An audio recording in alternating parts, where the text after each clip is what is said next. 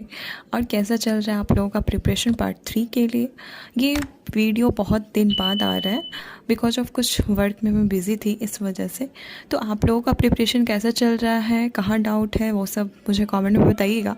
तो आज हमारा टॉपिक है मैनेजमेंट अकाउंटिंग के रिगार्डिंग, ठीक है, जो कि हमारा पेपर 6 में आता है। ठीक, ऑनर्स पेपर 6 जो हमारा है वो मैनेजमेंट अकाउंटिंग है। तो सबसे पहले हम समझेंगे यहाँ पे कि मैनेजमेंट अकाउंटिंग क्या है। तो इससे पहले जो वीडियो था उसमें हमने financial accounting and cost accounting के बारे में समझ लिया था, और मैनेजमेंट अकाउंटिंग का भी थोड़ा बहुत मैंने वहाँ पे डिफिनेशन दिया था, समझाया था।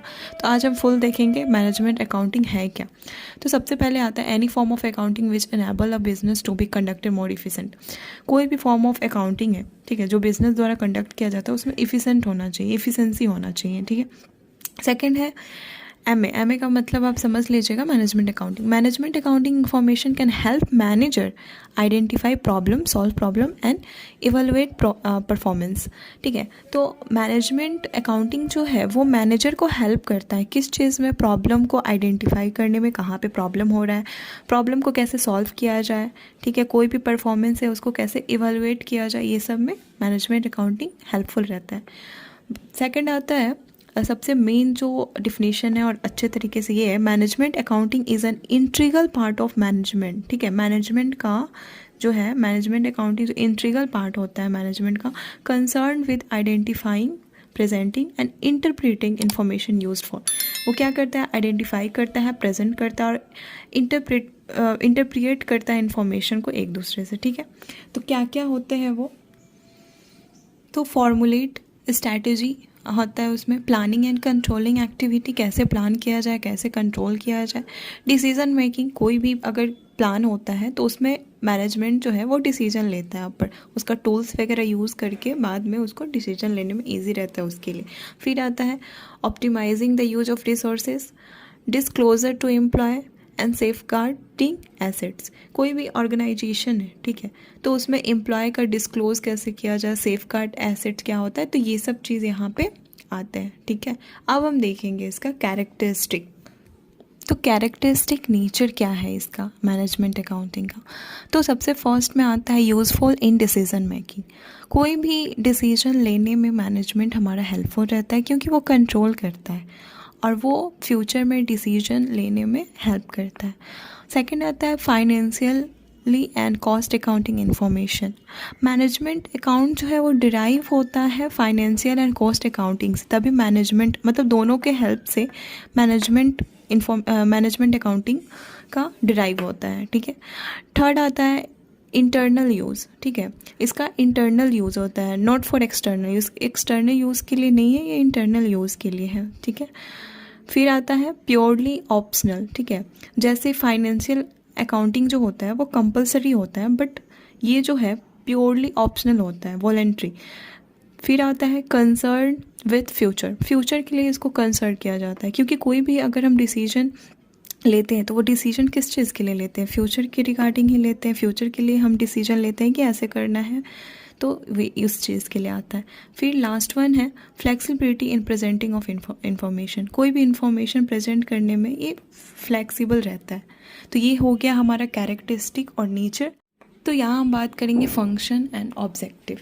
तो फंक्शन में आता है प्लानिंग, कोई भी चीज़ को प्लान करना, ठीक है। मैनेजमेंट का काम ही होता है प्लानिंग के साथ वर्क करना, पहले प्लान करना, फिर जाके उस पर तैयार होके उस डिसीजन लेना और फिर आगे जो भी प्रोग्राम, जो भी प्रोसेस होगा उसको करना।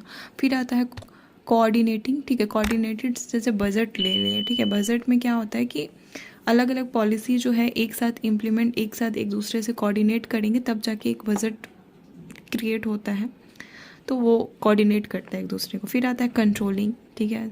फिर कम्युनिकेशन, एक दूसरे के बीच में इंटरप्रिएट करना, ठीक है, पहले भी हम समझ चुके हैं। सेकंड लास्ट है financial analysis and interpretation, same communication that means. फिर लास्ट वन है डिसीजन मेकिंग। डिसीजन मेकिंग हम जानते हैं कि इसका मस्ट फंक्शन एंड ऑब्जेक्टिव होगा, ठीक है, डिसीजन लेना। अब आता है tools technique used in management accounting, ठीक है। तो कौन कौन से टूल्स है जो कि यूज़ होते हैं, तो फर्स्ट है बजटिंग, ठीक है। सेकंड है standard costing and variance analyse, marginal costing and CBP analyse. Fourth number है रेशियो एनालिसिस।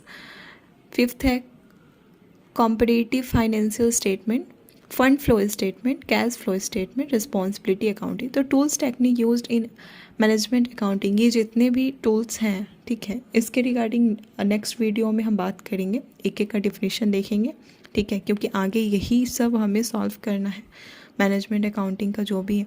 तो कैसा लगा आप लोगों को वीडियो? शायद आप लोगों को अच्छे से समझ में आ गया होगा। मैंने जितना हुआ है उतना कवर किया है और समझाने की कोशिश की है कि मैनेजमेंट अकाउंट है। आप बेसिक बस जान लो, बेसिक आप समझ लेते हो तो एडवांस आप खुद ऑलरेडी आगे देख सकते हो, क्योंकि एडवांस क्या होता है, जब तक आपका बेसिक क्लियर नहीं होता है तब तक आप एडवांस के क्वेश्चन या कुछ भी नहीं हो सकता है, आपसे नहीं बनेगा। तो बेसिक हमारा अच्छे से होना चाहिए।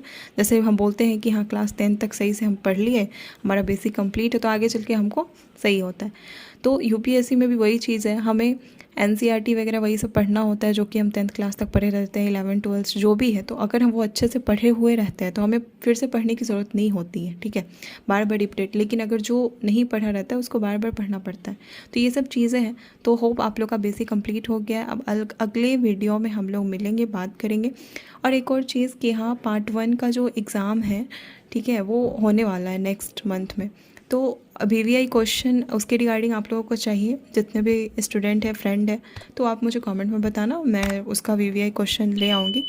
क्योंकि कमेंट में रहता है तो समझ में आता है, हाँ वीडियो लाई तो चलो हेल्प हुआ, तो इस वजह से। ठीक है, कैसा चल रहा है आप लोग का प्रिपरेशन, कमेंट में बताइएगा। Bye bye, take care all of you.